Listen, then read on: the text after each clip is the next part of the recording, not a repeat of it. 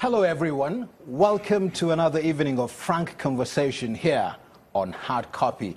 I'm Ibrahim Adra, sitting in for Maokbe Ogun, who is taking a well-deserved rest.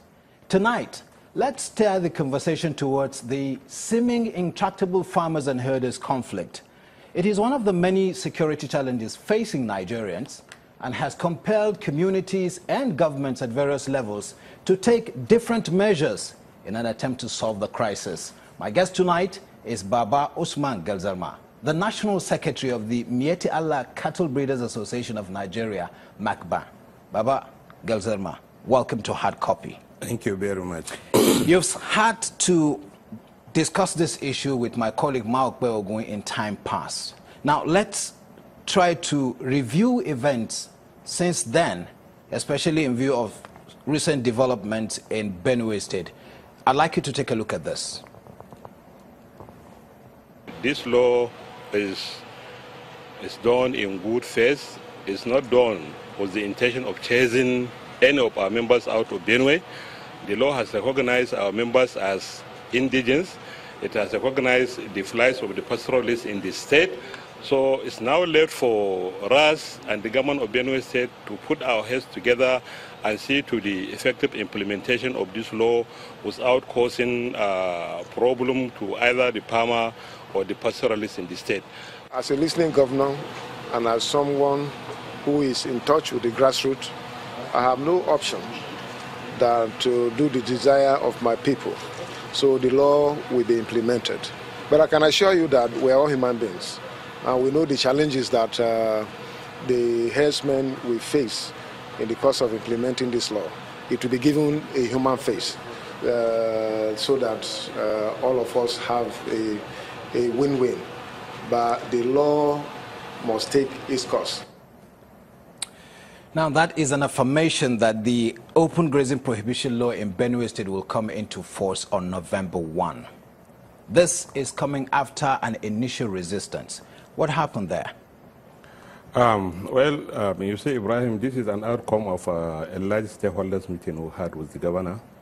He invited us from the national body, me and my national president, and he invited all the Miyetti Allah branch, local government branch leadership and the state executive council of Miyetti Allah to that meeting. And apart from that, all the traditional rulers of Benue State were invited, all the local government chairmen were invited, all those that matters were invited there.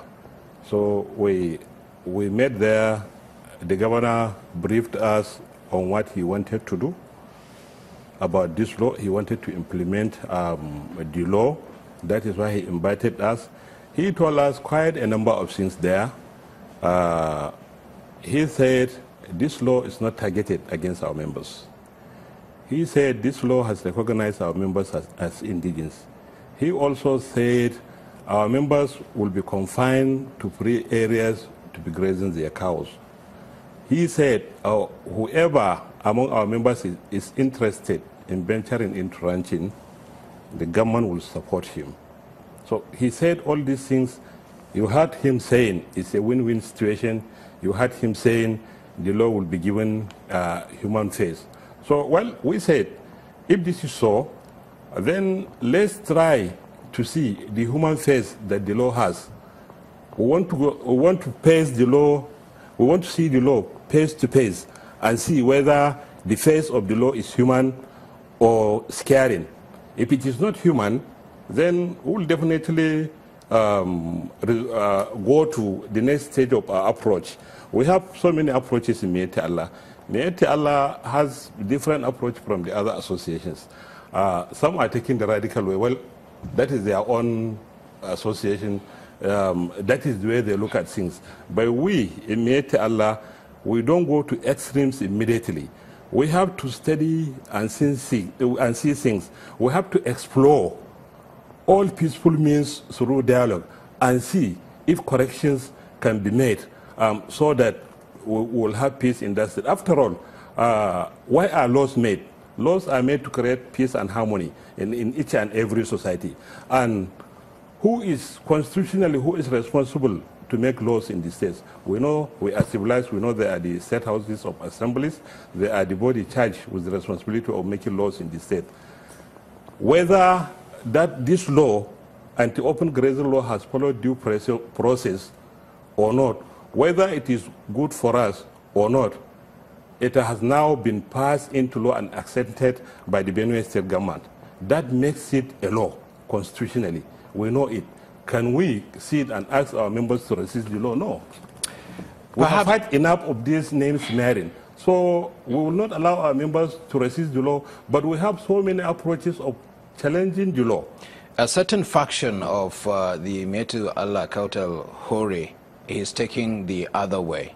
They are challenging this law in the courts. Now, what does this imply for peace in Benue and the larger Nigerian society? Well, that is the approach they adopted in their own association. This is their problem, as far as I'm concerned.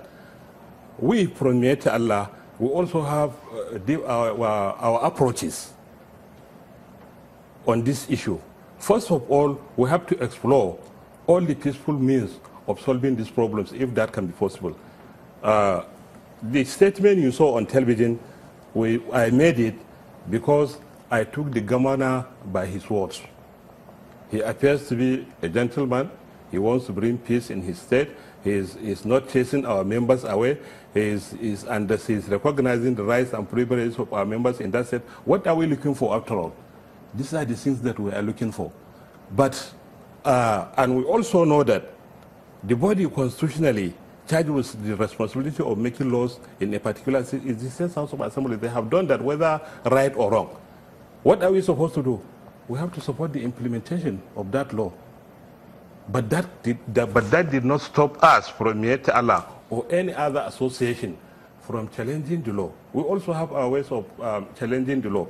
We now want to take the governor by his words and cooperate with the government of Benue State and see the human face that law has before we embark on the other approaches we have from Miyetti Allah too.